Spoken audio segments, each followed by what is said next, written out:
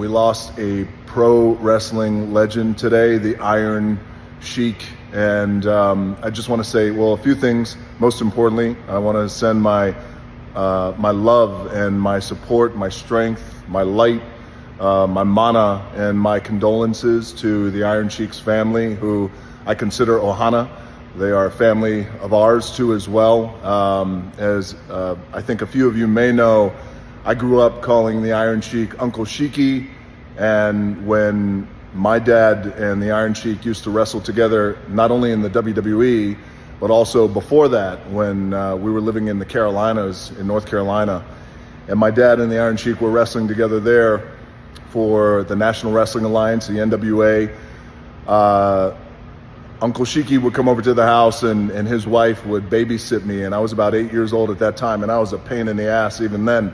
So God bless that woman, his wife, Carol. Thank you, Carol, for putting up with all my shit as a kid. I hope you guys are staying strong. And again, I'm so sorry to hear the news. And I will say this, as someone who has professional wrestling in his blood, and had it not been for the world of professional wrestling, I would not have the life that I have today, because it was everything. And my grandfather was in pro wrestling, my dad, my cousins, my grandmother, everybody, you name it. So as a man who loves professional wrestling, I want to take a moment to acknowledge the Iron Sheik and all of his accomplishments. And of course, there are so many Iron Sheik stories that are just classic and legendary as the man himself.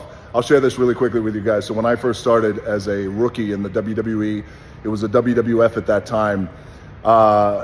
In the world of pro, there is no world like pro wrestling. And when you're a rookie, you better tie your boots up pretty fucking tight, because that locker room is a tough one. And if you could survive it, then you got a good shot at making it. So when I first came into the WWE, the Iron Sheik had pulled me aside because, again, he was family. And he said, "Baba, let me tell you something." He said, he had this great accent. He said, "You come into the locker room, you sit down, you shut your mouth, you don't say anything, and you just watch and you learn. And then," he said, "and then you understand who the good people and who the jabronis." And then, by the way, as simplistic as that sounded, it was true. I sat there every night in the locker room, I'd shut my mouth and I'd just watch and I'd learn. And of course, a couple of years later, when I became The Rock, I borrowed the term jabroni, and The Rock says, "You jabroni, shut your mouth and know your role."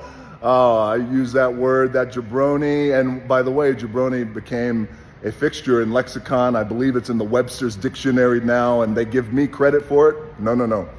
The truth is, all the credit goes to the Iron Sheik, because that was his word. He used it. I just happened to come along and, start saying it in my promos. "You jabronis!" But Iron Sheik, thank you. Thank you for the memories. And perhaps more importantly, thank you for paving the way for guys like me who love pro wrestling. So thank you, Iron Sheik, for the memories. You are a legend. You will be missed, but never forgotten.